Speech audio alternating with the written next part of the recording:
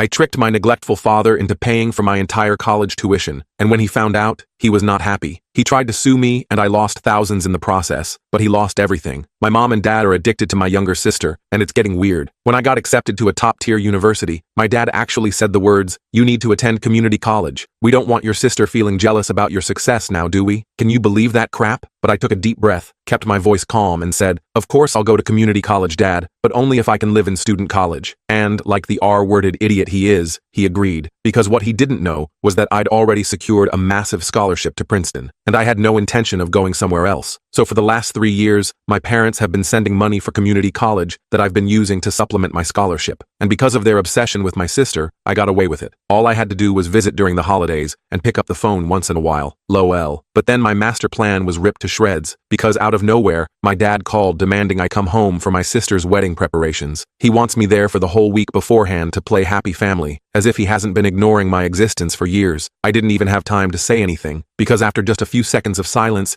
he threatened to stop paying for my education if I didn't show up. I laughed. I couldn't help myself. It was a deep-belly, earth-shattering guffaw. That's when I finally told him I graduated a year ago and now earn 10 times what he makes. The silence on the other end was priceless. For some background, every achievement of mine has always been ignored, while my younger sister, Grace, was praised for the smallest things. I still remember bringing home straight A's in 4th grade. My mom barely glanced at my report card before going back to fawning over Grace's finger painting that got hung on the refrigerator. My perfect grades ended up in a drawer somewhere. "Mom, look, I got all A's again," I said, proudly holding out my report card. Mom took it without looking up from Grace's artwork. "That's nice, Mike. Put it on the counter." "But Mom, my teacher said I'm the only student who got perfect scores in math this year." "Okay. Hey, look at this beautiful butterfly Grace painted. Isn't she talented? We should frame this one." I was just expected to go along with whatever Grace wanted. My needs and preferences never mattered. They treated me like a second-class citizen in my own home. "Can we get pizza tonight?" I'd ask on a Friday. "No, Grace wants Chinese food," Mom would reply without hesitation. "But we had Chinese last week because Grace wanted it." "I don't even like Chinese food." Dad would give me that look, the one that said I was being difficult. "Just pick something off the menu. Don't make this into a big deal." Every single time, without fail, Grace's preferences trumped mine. Family movie night, whatever Grace wanted to watch. Family vacation, wherever Grace wanted to go. Holiday meals, whatever Grace liked to eat. By high school, I'd stopped expressing preferences altogether. What was the point? If I said I wanted something, and Grace wanted something else, I'd lose and just look like the difficult child for speaking up. My 16th birthday fell on the same weekend as one of Grace's dance competitions in another state. Rather than delay the trip or let me stay home, they dragged me along and celebrated my birthday in the hotel lobby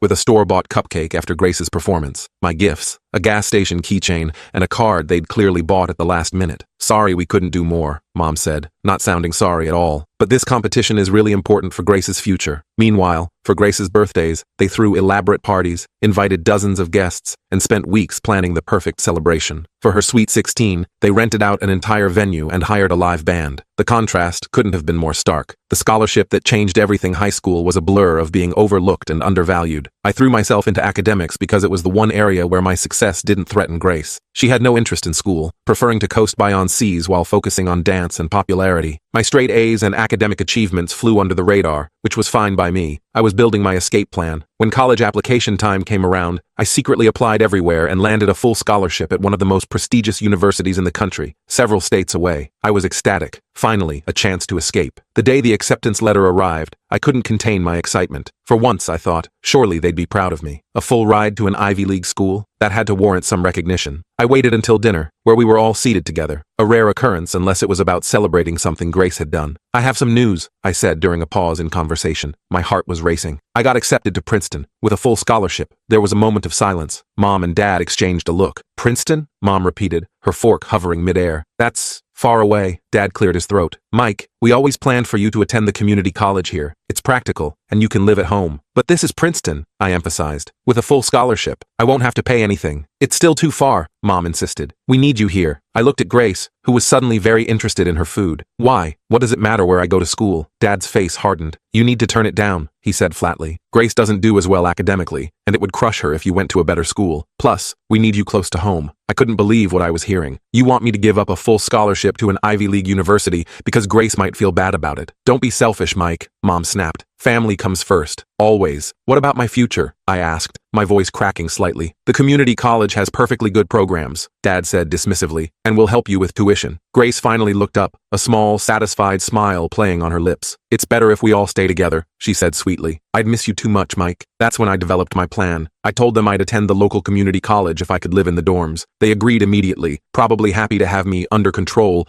while still giving Grace all their attention. You'll thank us later, Dad said, patting my shoulder. This is what's best for everyone. What they didn't know was that my scholarship program covered 70% of expenses, and I used the money they sent for community college to cover the rest. The best part? My program was accelerated, so I graduated in 2 years while they thought I was still studying. Moving day was surreal. Mom and Dad helped me pack up the car, thinking I was headed to the local community college dorms just 20 minutes away. Call us when you're settled, Mom said absently, already checking her watch. We need to get back for Grace's rehearsal. Sure thing, I replied, knowing that in a few hours I'd be crossing state lines. I drove to the community college, waited until they left, then got back in my car and made the 8-hour drive to Princeton. The freedom I felt crossing that state line was indescribable. For the first time in my life, I could breathe. The campus was everything I'd dreamed of. Ivy-covered buildings, brilliant professors, and peers who valued intelligence and ambition. No one knew me as Grace's brother, or the quiet kid. I could finally be myself. Maintaining the illusion was surprisingly easy. During holiday breaks, I'd fly home for the bare minimum time required, making excuses about study groups and part-time jobs. My parents barely noticed how little they saw me. On the rare occasions they called,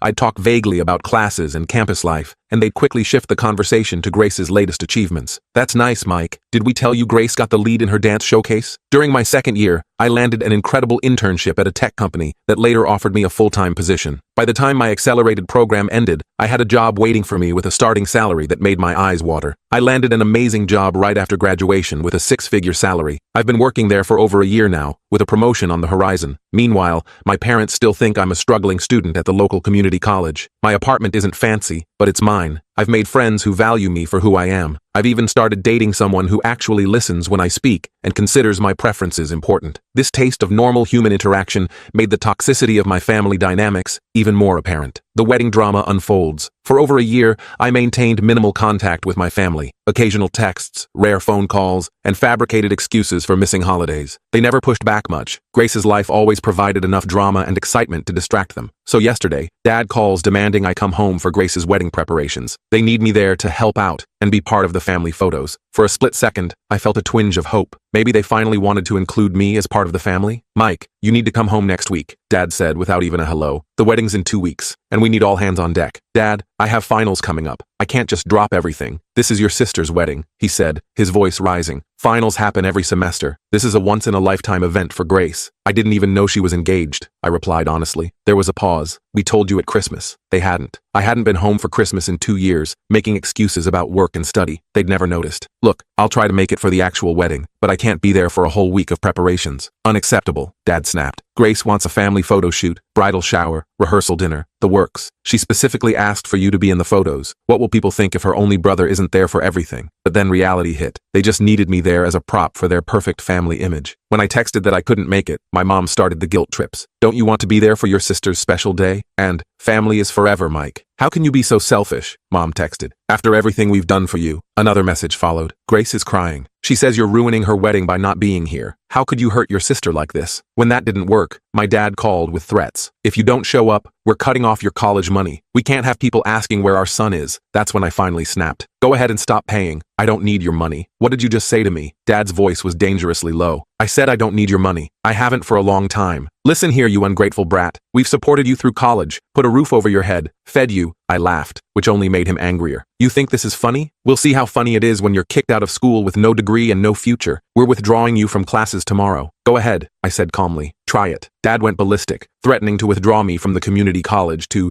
teach me a lesson. I just laughed. The next day, he called back absolutely furious after discovering I was never enrolled there. What the hell is going on? He shouted. The college has no record of you. Where's our money gone? Have you been scamming us? I finally told him everything, that I graduated a year ago, that I make more money than he does, and that I've been living in another state. The shock in his voice was priceless.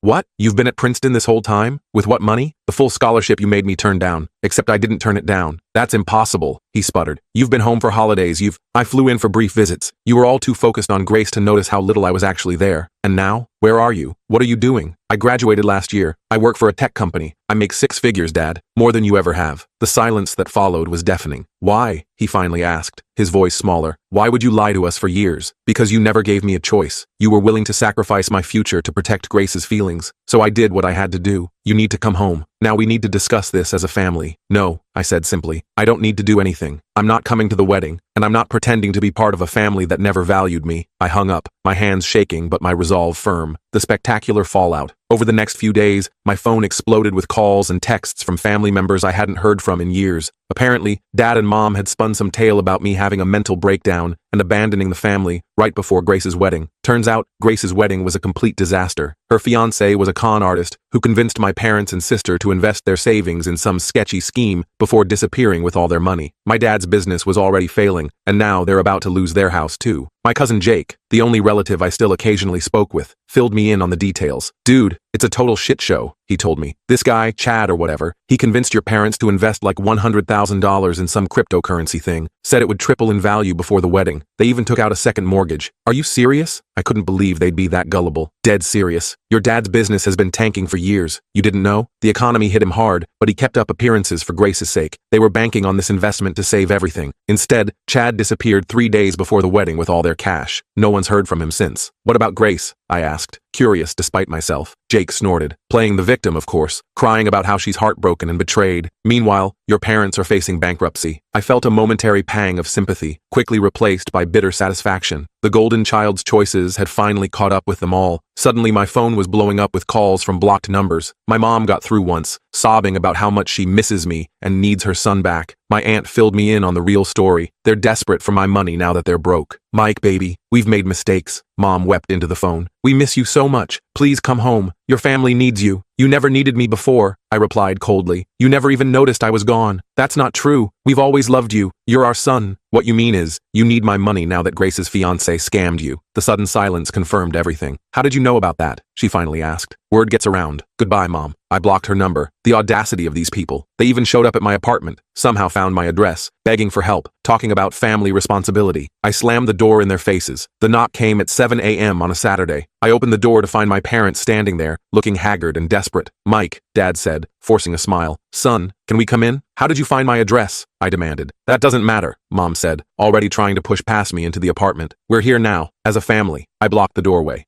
Number, you don't get to show up unannounced after everything and pretend we're one big happy family. We made mistakes, Dad admitted, his voice strained. But family stands together in times of crisis. We need your help, son. Let me guess. You need money. They exchanged glances. It's not just about money, Mom insisted, though her eyes said otherwise. We want to reconnect. Start fresh. Funny how your desire to reconnect coincides perfectly with you losing all your money, I observed. Let me be clear. I'm not giving you a cent. Dad's face hardened. After everything we've done for you, what exactly have you done for me? Ignore me my entire life? Force me to give up opportunities for Grace's comfort? Treat me like I didn't matter? We paid for your college, Dad shouted. No, you sent money for a community college I never attended. I paid for my own education with my scholarship and hard work. You're really going to turn your back on your family when we need you? Mom's voice rose shrilly. What about your responsibility to us? Responsibility works both ways, I said, starting to close the door. Don't come back. Then Grace appeared, crying about how she misses her big brother and how our parents are blaming her for everything. Same result. Door closed. Threat to call the police if any of them return. A few days later, Grace showed up alone, her eyes red from crying, wearing clothes far less flashy than her usual style. Mike, please, she begged. Just 5 minutes. Against my better judgment, I let her in. They're blaming me for everything, she sobbed, collapsing onto my couch. Dad keeps saying if I hadn't been so insistent on a big wedding, if I'd checked Chad's background better. Mom barely speaks to me anymore. Sounds familiar, I said without sympathy. Being blamed for things beyond your control, having your parents withdraw their affection. Welcome to my entire childhood. Grace looked up, genuinely confused. What are you talking about? They adored you. I laughed bitterly. Are you serious right now? My entire life was spent in your shadow. Nothing I did mattered because it was always about you. That's not true. They always talked about how smart you were, how independent, because they didn't have to deal with me. They put all their energy into you. Do you know they made me turn down a full scholarship because they didn't want me to outshine you? Her face paled. I didn't know. Of course you didn't. You never had to think about anyone but yourself. She was quiet for a moment. They want your money, she finally admitted. That's why they're trying so hard to find you. Dad's business is bankrupt. The house is being foreclosed on, and they think you're their safety net. And what do you want, Grace? She looked down at her hands. I want what I've always had, someone to bail me out. But I'm starting to realize nobody's coming to save me this time. I showed her to the door. For once, we're in the same boat. Figure it out on your own, like I had to. I do sometimes feel a void where family should be, but I refuse to be their ATM after being ignored my entire life. The golden child brought them down, and now they want the forgotten son to bail them out? Not happening. Sometimes at night, I wonder what it would have been like to have a real family, one that celebrated my achievements, supported my dreams, and treated me with basic respect and consideration. There's a hollow space inside me where that connection should be, but then I remember how they made me feel for 20+ years, invisible, unimportant, a background character in the Grace show, and my resolve strengthens. I've built my own life now, with people who actually see me. Last week, I received a formal letter from a lawyer. My parents are claiming I defrauded them by taking money intended for community college. I had my own lawyer respond with a simple cease and desist letter, pointing out that I have years of documented emotional abuse and neglect that would make fascinating reading for a courtroom. They backed down immediately. What would you do if the people who barely acknowledged your existence for years suddenly wanted you to play happy family and fix their problems?